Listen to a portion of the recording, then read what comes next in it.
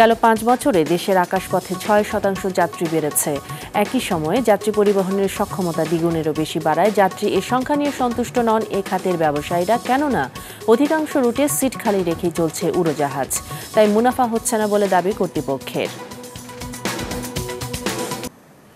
গত ৫ বছরে অভ্যন্তরীণ আকাশপথে বেড়েছে যাত্রী, তবে যাত্রীর চেয়ে দ্বিগুণেরও বেশি বেড়েছে যাত্রী পরিবহনের সক্ষমতা।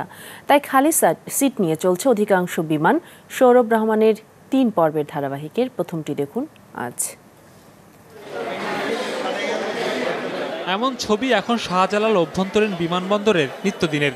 শুধু ঢাকা কিংবা চট্টগ্রাম নয়, আকাশপথে যাত্রীদের এই ভিড় রাজশাহী, কক্সবাজার, যশোর সহ দেশের সব অভ্যন্তরীণ বন্দরেই, যা বাড়ছে দিন দিন।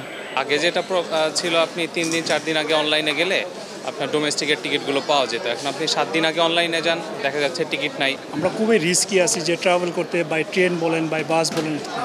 ইন দ্যাট কেস আমাদের আর কোনো ওয়ে নেই এক্সেপ্ট ইয়ার ছাড়া। অবশ্য আকাশ যাত্রায় এই আগ্রহ শুধু সহিংস রাজপথের কারণেই নয়। বেসামরিক বিমান চলাচল কর্তৃপক্ষের হিসেবে 2010-এ অভ্যন্তরীণ রুটে সোয়া 5 লাখ যাত্রী ভ্রমণ করেছে। 5 বছরে যা পৌঁছেছে 6,80,000-এ। বছরে যাত্রী বেড়েছে শতকরা 6 ভাগ হারে। মানুষের পার্চেসিং ক্যাপাসিটিটাও বেড়ে গেছে, আর কস্টটাও আমরা চেষ্টা করছি মিনিমাম রাখার, যাতে প্যাসেঞ্জার অ্যাফোর্ড করতে পারে।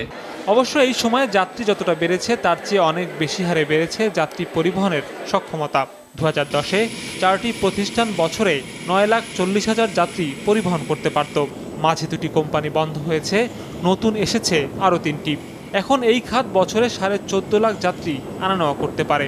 তাই বেশিরভাগ রুটেই বিমান চলছে সিটের চেয়ে কম যাত্রী নিয়ে। এই গ্রোথটা অনেকটা ফ্ল্যাট, এবং এক্সিস্টিং মার্কেট ক্যাপাসিটি যেটা আছে, এটা এই গ্রোথ আরও কয়েক বছর এই গ্রোথটা হলেও এখন যে বর্তমানে যে মার্কেট ক্যাপাসিটি আছে সেটাই যথেষ্ট।